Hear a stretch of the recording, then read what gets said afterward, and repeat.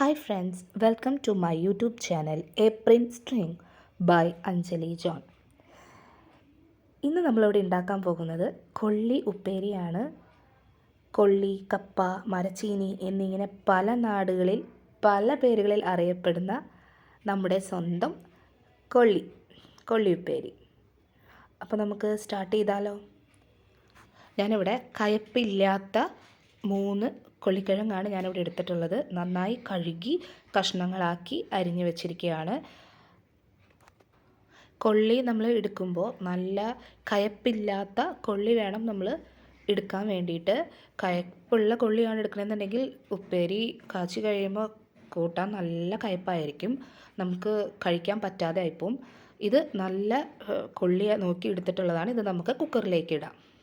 അതിലേക്ക് ആവശ്യാനുസരണം മഞ്ഞൾപ്പൊടി, ആവശ്യത്തിന് ഉപ്പ്. ഞാനിവിടെ കല്ലുപ്പാണ് ഉപയോഗിച്ചിരിക്കുന്നത്. നിങ്ങളുടെ ഇഷ്ടത്തിന് നിങ്ങൾക്ക് പൊടിപ്പോ കല്ലുപ്പോ ഉപയോഗിക്കാം. ആവശ്യത്തിന് വെള്ളം, കുറച്ചധികം വെള്ളം ചേർക്കുന്നതാണ് നല്ലത്. നമുക്ക് ഇത് വെന്ത് വരുന്ന വെള്ളം നമ്മൾ ഉപ്പേരിക്ക് ഉപയോഗിക്കുന്നതാണ്. അതിനുശേഷം എനിക്കിവിടെ കിട്ടിയിരിക്കുന്ന കൊള്ളിക്ക് 2 വിസിലാണ് ആവശ്യമുള്ളത്. കൊള്ളി കാച്ചുന്നതിനായിട്ട് ഉള്ളി, വെളുത്തുള്ളി ഇത് രണ്ടും ചതച്ചാണ് ഞാനിവിടെ യൂസ് ചെയ്യുന്നത്. അരിഞ്ഞ് ഉപയോഗിക്കേണ്ടവർക്ക് അരിഞ്ഞ് ഉപയോഗിക്കാം. നമുക്ക് കാച്ചാൻ തുടങ്ങാം.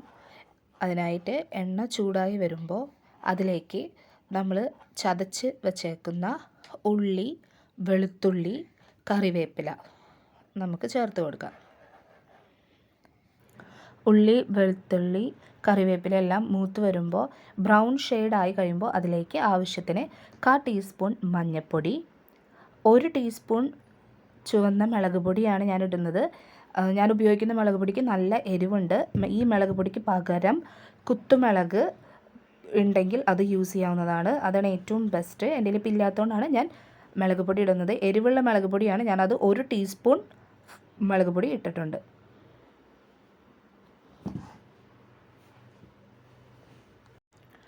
നന്നായി മുളക് പൊടി മഞ്ഞൾപ്പൊടിയുടെ പച്ചമണം മാറുന്നത് വരെ നന്നായി ഇളക്കി യോജിപ്പിക്കുക. ഈ സമയത്ത് ഉപ്പ്, ഇപ്പോൾ നമ്മൾ ഉപയോഗിച്ചിരിക്കുന്ന ഉള്ളി, വെളുത്തുള്ളിക്ക് ആവശ്യമുള്ള ഉപ്പ് ഇടണമെങ്കിൽ ഇടാം. ഞാൻ കൊള്ളിയിൽ ഉപ്പ് ഇട്ട് പുഴുങ്ങിയത് കൊണ്ട് ഞാനിപ്പോൾ ഇടുന്നില്ല. എനിക്ക് കൊള്ളിയിൽ ഉപ്പുണ്ട്, അതുകൊണ്ട് ഞാൻ ഇതിലിടാത്തത്. നമ്മുടെ കൊള്ളി നന്നായി വെന്ത് വന്നിട്ടുണ്ട്. ഈ സമയത്ത് നമുക്ക് കൊള്ളിയിൽ ഉപ്പ് നോക്കുമ്പോൾ കുറവ് തോന്നുന്നുണ്ടെങ്കിൽ നമ്മൾ കാച്ചുന്നതിൽ ഉപ്പ് ഇടേണ്ടതാണ്. ഇപ്പോൾ എനിക്കിതിൽ ഉപ്പും മഞ്ഞൾപ്പൊടിയും എല്ലാം ഓക്കെയാണ്. നന്നായി കൊള്ളി പുഴുങ്ങിയ വെള്ളത്തിലേക്ക് നന്നായി ഉപ്പും മഞ്ഞൾപ്പൊടിയൊക്കെ ഇറങ്ങിയിട്ടുണ്ട്. ആ വെള്ളമാണ് നമ്മൾ കാച്ചിയിലേക്ക് യൂസ് ചെയ്യുന്നത്. നമ്മൾ വെള്ളം ഒഴിച്ച് നന്നായി ഒന്ന് കുറുകി വരണം. കുറുകി വരുന്നത് വരെ വെയിറ്റ് ചെയ്യുക. ഇപ്പം നമുക്ക് വെള്ളം കുറവെന്ന് തോന്നുന്നുണ്ടെങ്കിൽ നേരിയ തിളപ്പിച്ച് ചൂടാറിയ വെള്ളം ഒഴിച്ച് നമുക്ക് കറിയാക്കാവുന്നതാണ്. അതിലേക്ക് കൊള്ളിയിടുക, നന്നായി യോജിപ്പിച്ച് കൊടുക്കുക. ആ ഗ്രേവി കൊള്ളിയിൽ എല്ലാത്തിലും മുങ്ങിക്കിടക്കുന്നത് പോലെ നന്നായി യോജിപ്പിച്ച് കൊടുക്കുക. ഈ ഒരു തിക്നെസ്സിൽ സെർവ് ചെയ്യണമെന്നുള്ളവർക്ക് ഇങ്ങനെ തന്നെ സെർവ് ചെയ്യാവുന്നതാണ്.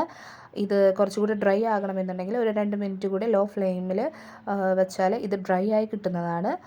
അപ്പോൾ നമ്മുടെ സ്വാദിഷ്ടമായ കൊള്ളി ഉപ്പേരി ഇവിടെ റെഡി ആയിട്ടുണ്ട്. അപ്പോൾ നമ്മുടെ ഇന്നത്തെ കൊള്ളി റെസിപ്പി നിങ്ങൾക്ക് എല്ലാവർക്കും ഇഷ്ടപ്പെട്ടു എന്ന് വിചാരിക്കുന്നു. ഇന്നത്തെ റെസിപ്പി നിങ്ങളെല്ലാവരും വീട്ടിൽ ചെയ്തു നോക്കി നിങ്ങളുടെ അഭിപ്രായം എന്നെ കമൻറ്റ്സ് വഴി അറിയിക്കണം.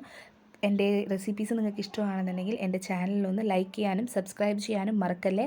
കൂടാതെ ഈ റെസിപ്പി നിങ്ങൾക്ക് ഇഷ്ടപ്പെട്ടെങ്കിൽ നിങ്ങളുടെ ഫ്രണ്ട്സിനും റിലേറ്റീവ്സിനും ഇതൊന്ന് ഷെയർ ചെയ്യണേ. താങ്ക്